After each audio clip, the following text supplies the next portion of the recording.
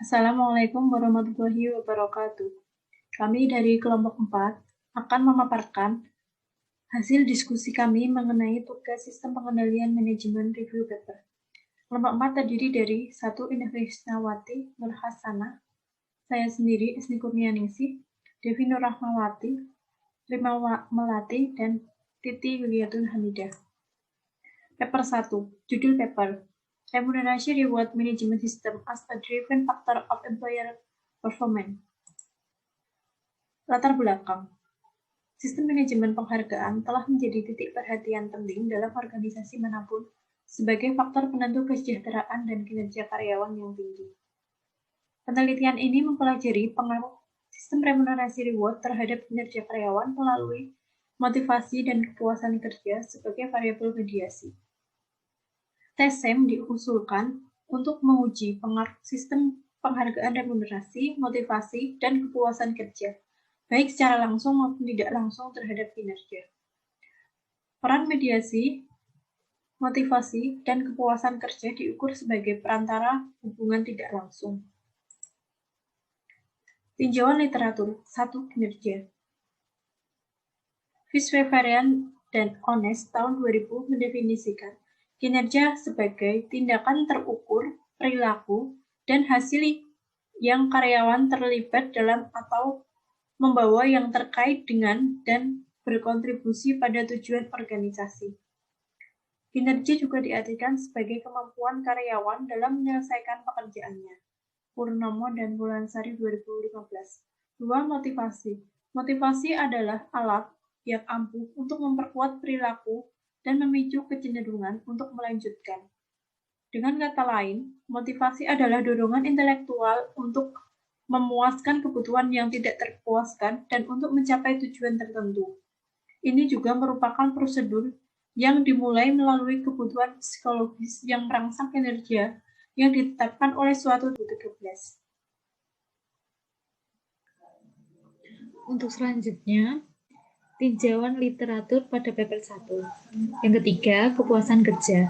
Kepuasan kerja adalah keadaan emosional individu yang menyenangkan terkait dengan pekerjaannya. Kepuasan kerja mencerminkan perasaan individu terhadap pekerjaannya. Kepuasan kerja adalah salah satu sikap positif seorang karyawan terhadap pekerjaannya dan segala sesuatu yang ditemuinya di tempat kerja. McDonald dan Peter 1977. Yang keempat, sistem penghargaan remunerasi. Sistem manajemen penghargaan adalah fungsi inti dari disiplin sumber daya manusia dan merupakan mitra strategis dengan manajemen perusahaan.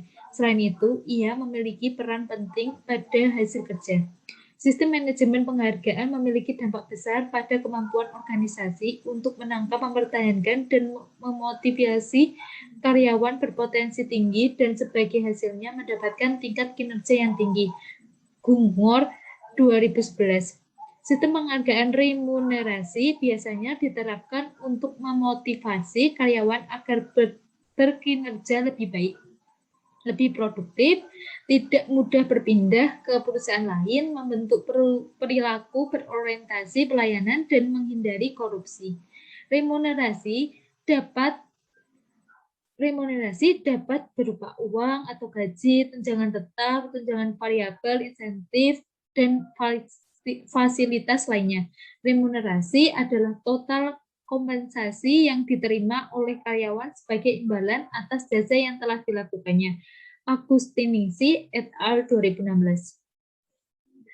Metode penelitian pada paper 1, sampel sebanyak 403 responden, diambil dari seluruh pegawai tetap Universitas Negeri Malang.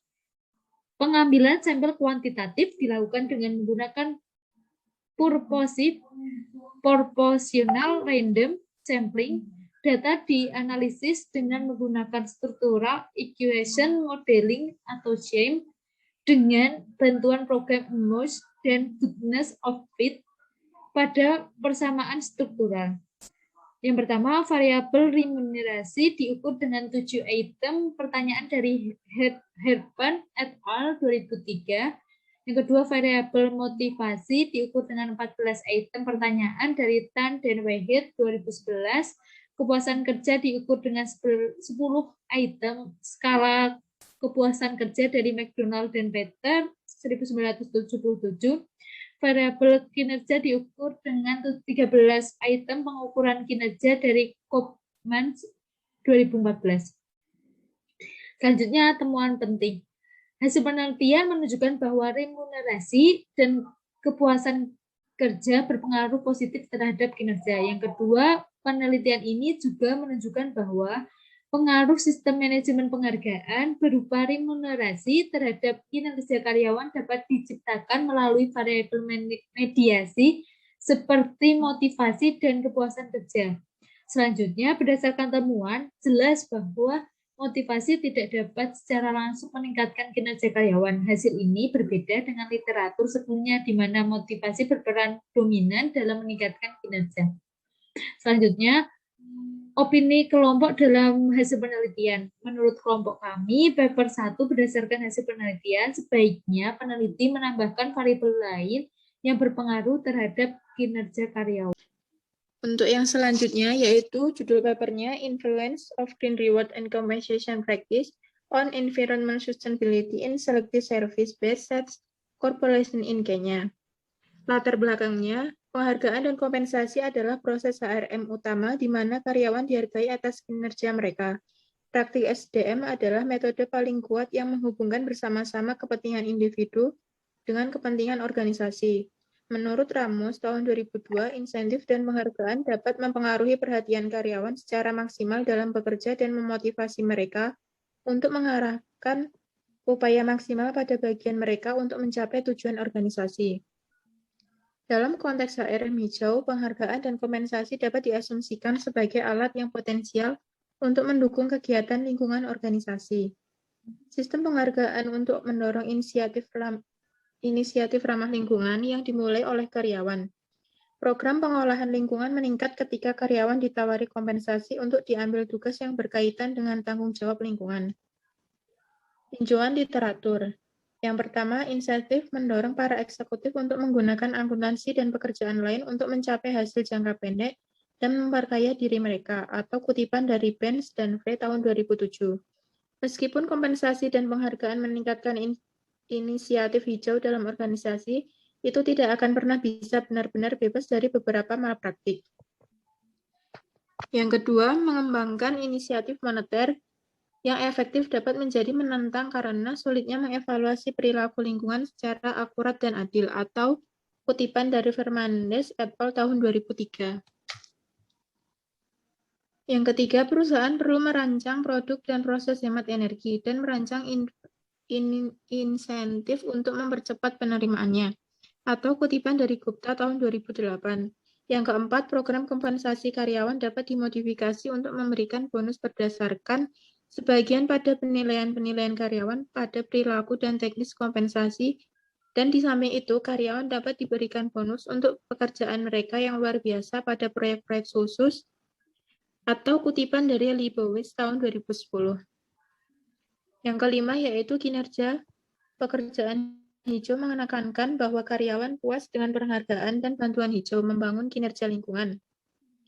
Penghargaan hijau mengarah pada tingkat kepuasan kerja tertinggi yang secara signifikan meningkatkan kinerja lingkungan, atau kutipan dari Lawler dan Porter tahun 2008.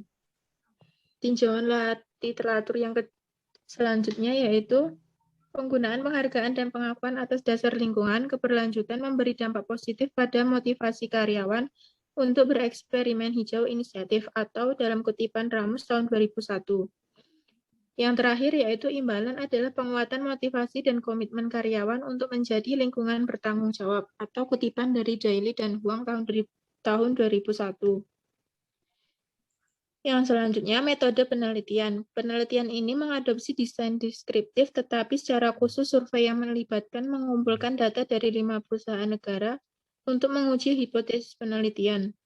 Target populasi adalah staf manajerial di perusahaan di negara Kenya. Ukuran sampel adalah 122 responden yang terdiri dari 22 manajemen tingkat atas, 33 manajemen tingkat menengah, dan 67 supervisor atau line manager dari 5 perusahaan negara berbasis layanan di Nairobi. Pengambilan sampel bertingkat adalah diadopsi untuk memilih sumber subjek individu secara acak. Data primer dikumpulkan dengan menggunakan self, diberikan kuesioner semi terstruktur, sementara data sekunder dikumpulkan dari jurnal dan data. Metode penelitian. 1. Jenis penelitian. Penelitian ini mengadopsi desain deskriptif tetapi secara khusus survei yang melibatkan pengumpulan data dari 5 perusahaan negara untuk menguji hipotesis penelitian. 2. Operasionalisasi variabel. Variabel independen. Green reward and compensation. 1. Bonus pada perilaku dan teknis kompetensi. 2. Pengakuan IM. 3. Insentif pada penerimaan IM. Variable dependent. Environmental sustainability, yaitu green team, kesehatan tenaga kerja, anggaran, keterlibatan karyawan, kepatuhan terhadap peraturan. 3. Populasi dan sampel. Target populasi adalah staf manajerial di perusahaan dengan perusahaan negara di Kenya. Ukuran sampel adalah 122 responden, 22 manajemen tingkat atas, 33 manajemen tingkat menengah, dan 67 supervisor atau lini, manajer dari 5 perusahaan negara berbasis layanan di Nairobi.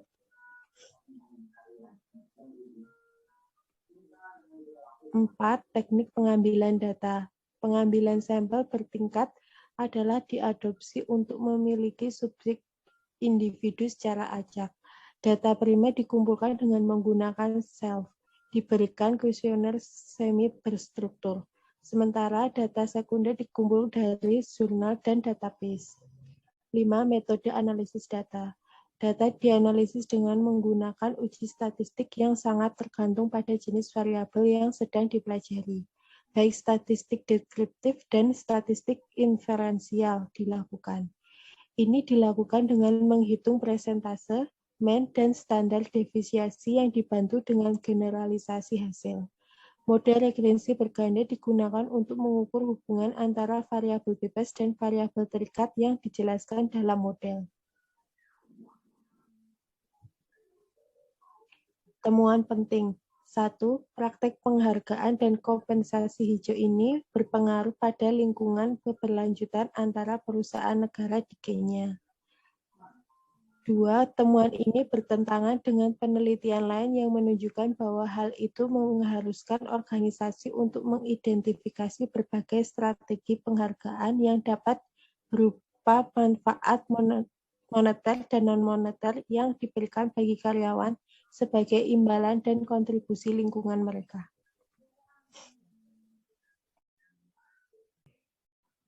Selanjutnya, membahas opini kelompok dalam hasil penelitian. Menurut kelompok kami, paper 2 dalam metode penelitian menggunakan data primer, sehingga kemungkinan terdapat kesalahan dalam pengisian kuesioner dan menyebabkan hasil penelitian kurang sesuai dengan yang diharapkan atau handal ditolak. Untuk selanjutnya, paper yang ketiga, pengaruh partisipasi anggaran dan budget emphasis terhadap budget study track pada rumah sakit. Untuk latar belakangnya, setiap perusahaan swasta maupun pemerintah harus memiliki strategi yang baik dalam mengontrol sumber daya. Agar sumber daya dapat digunakan secara efisien dan efektif, maka dibutuhkan perencanaan yang cermat agar kegiatan di dalam perusahaan dapat berjalan dengan baik, sehingga perusahaan dapat mencapai tujuan yang telah ditetapkan. Perencanaan tersebut dapat diterapkan dalam bentuk anggaran, Husniawati dan Lahaya tahun 2017. Anggaran tidak hanya merupakan sebuah rencana keuangan yang dibuat untuk menetapkan biaya dan pendapatan di masa yang akan datang dalam perusahaan. Akan tetapi, anggaran juga merupakan alat manajemen yang dapat digunakan untuk mencapai suatu perencanaan yang telah ditetapkan oleh suatu perusahaan. Terjadinya budgetary slack atau kesenjangan anggaran dikarenakan kurangnya perhatian pada proses kesepakatan anggaran, pembuat keputusan dalam penyusunan anggaran, kepemimpinan yang tidak selektif atau tidak mempunyai daya pilih, serta terjadinya komunikasi yang kurang antara pihak dalam penyusunan anggaran. Budgetary slack akan mengakibatkan anggaran tidak berfungsi dengan baik sebagai alat penilaian kinerja manajer tingkat bawah karena anggaran yang ditetapkan tidak mencerminkan kemampuan sebenarnya dari manajer tersebut. Tinjauan literatur, menurut Siregar dan kawan-kawan tahun 2014, budgetary slack atau budget padding adalah kekurangan pendapatan dan kelebihan biaya yang sengaja dimasukkan ke dalam anggaran, sehingga manajer tingkat menengah dan bawah lebih mudah mencapai tujuan anggaran. Menurut Hansen Mowen tahun 2016, kelonggaran anggaran budgetary slack atau menutup anggaran padding the budget muncul ketika seorang manajer memperkirakan pendapatan rendah atau meninggikan biaya dengan sengaja. Sedangkan menurut Anthony dan Govindrajan tahun 2012, budgetary slack adalah perbedaan antara jumlah anggaran dan estimasi terbaik. Yang selanjutnya, metode penelitian. Yang pertama, jenis penelitian.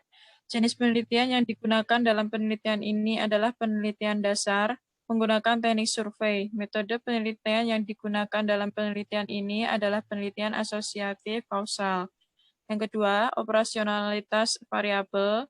Dalam penelitian ini terdapat dua variabel, yaitu variabel dependent Y, yaitu budgetary slack, dan variabel independent X, yaitu partisipasi anggaran dan budget emphasis.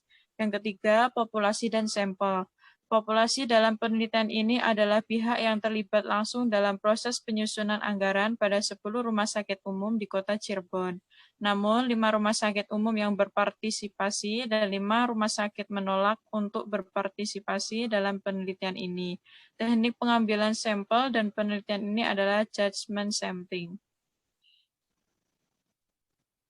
Yang selanjutnya, yang keempat, metode analisis data. Peneliti menggunakan analisis regresi linear berganda. Peneliti melakukan uji asumsi klasik dilakukan terlebih dahulu sebelum melakukan uji analisis regresi linear berganda. Uji asumsi klasik dalam penelitian ini terdiri dari uji normalitas data, uji multikolinearitas, dan uji heteroskedastisitas. Penelitian ini juga menggunakan uji distribusi frekuensi dan juga uji kualitas data, yaitu uji validitas dan reliabilitas. Yang kelima yaitu teknik pengumpulan data. Jenis data yang digunakan dalam penelitian ini adalah data kuantitatif yang menggunakan sumber data primer. Cara pengumpulan data dilakukan dengan mengirimkan kuesioner yang berisikan sejumlah pertanyaan yang harus dijawab oleh responden untuk mengukur persepsi responden terhadap pengaruh partisipasi anggaran dan budget emphasis terhadap budgetary slack. Temuan penting yaitu hasil kajian tersebut menunjukkan bahwa secara parsial partisipasi anggaran dan budget emphasis berpengaruh terhadap budgetary slack. Kemudian opini kelompok hasil penelitian. Menurut kelompok kami, dalam paper 3 dari hasil penelitian variabel independen yang diteliti berpengaruh terhadap variabel budgetary slack hanya sebesar 21,5%, yang artinya bahwa ada pengaruh lain sebesar 78,5% dari variabel-variabel lain yang belum masuk dalam model penelitian ini. Sebaiknya peneliti menambahkan variabel lain di luar. Perbedaan antara 3 paper. Perbedaan pertama, paper 1, sistem pengelolaan penghargaan terhadap manajemen berupa remunerasi terhadap kinerja karyawan. Paper kedua, pengaruh green reward dan praktik kompensasi dalam kelestarian lingkungan dari kinerja karyawan yang berbasis layanan. Paper ketiga, adanya pengukuran kinerja karyawan berbasis anggaran dalam suatu organisasi. Perbedaan kedua, paper 1, tempat penelitian di Universitas Negeri Semarang. Paper kedua, tempat penelitian di Kenya. Paper ketiga, tempat penelitian di Rumah Sakit Umum di Kota Cirebon. Perbedaan ketiga, yaitu paper 1, penilaian kinerja menggunakan reward. Paper kedua, penilaian kinerja menggunakan reward. Paper ketiga, penilaian kinerja menggunakan budgetary slack. Sekian presentasi dari kelompok kami, kurang lebihnya mohon maaf. Wassalamualaikum warahmatullahi wabarakatuh.